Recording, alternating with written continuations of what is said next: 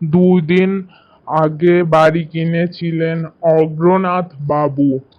মধ্যেই ঘটতে শুরু করলো অস্বাভাবিক সব ঘটনা।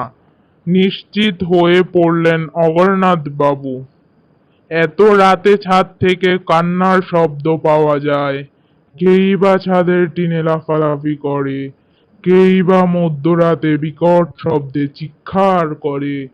এসব বড়ই ভাবাচ্ছে অগরনাথ বাবুকে। এই তো সেই দিন খাওয়ার টেবিলে বসে খেতে খেতে পরিবারের সঙ্গে গল্প করছিলেন তিনি। হঠাৎ ছাদ থেকে কার কান্নার আওয়াজ শোনা যেতে লাগলো। অবাক হয়ে গেল সবাই।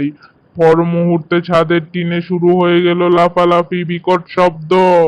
কৌতূহলী অগ্রনাথ বাবু ছাদে গিয়ে দেখেন কেউ নেই, ছাদ একেবারে খালি। পরের দিন ঘটল একই ঘটনা। ছাদে লাফালাফি শুরু হতেই অগরনাথ বাবু ছাদে গিয়ে দেখেন কেউ নেই। সবাই ভেবে নিলাম এটা কোনো কাক এসে ছাদের টিনে লাফালাফি করে উড়ে যায় চলে। কিন্তু কাক এসে লাফালাফি করলে এত বড় বড় আওয়াজ হওয়ার কথা না।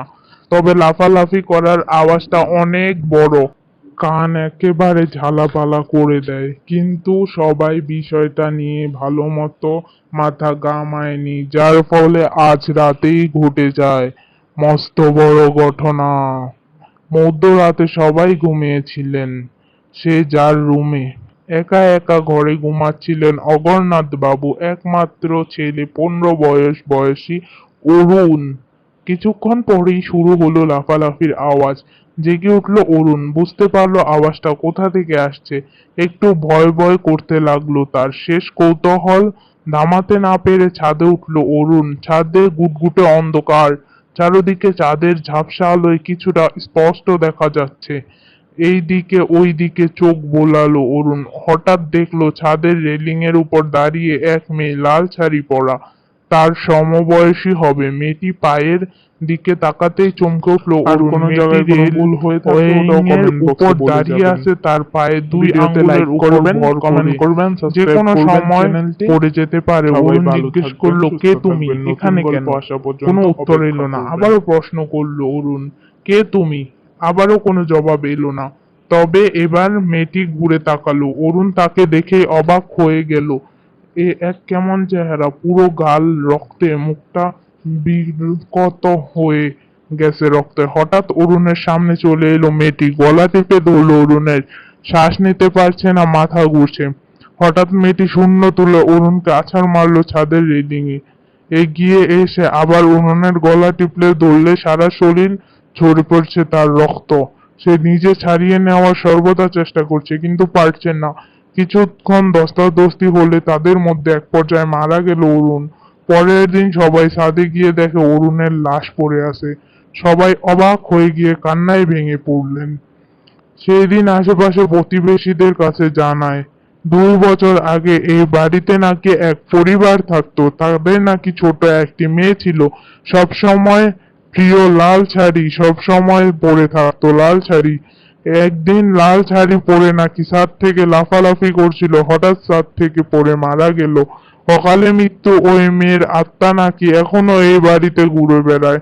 সবকিছু জেনেও অমরনাথ বাবু বুঝতে পারলেন এই বাড়িতে তার আর থাকা করতে পারবে না। এই ছোট ছেলে আত্মাটি তাদের শান্তি দিবে না। তবে এসব কথাগুলো তার আগেও জানতে পারতো, তাহলে আগেই বাড়ি ছেড়ে চলে যেত, অরুণ মরতে হতো না।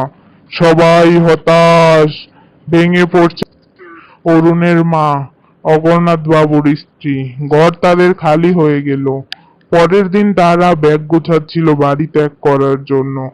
হঠাৎ করে আবারও টিনের চালে আওয়াজ হতে শুরু করলো। তখন তারা আবারও দেখতে গেলেন অগরনাথ বাবু। কে ওখানে? তিনিও যে দেখতে পারলেন সেই মেয়েটি।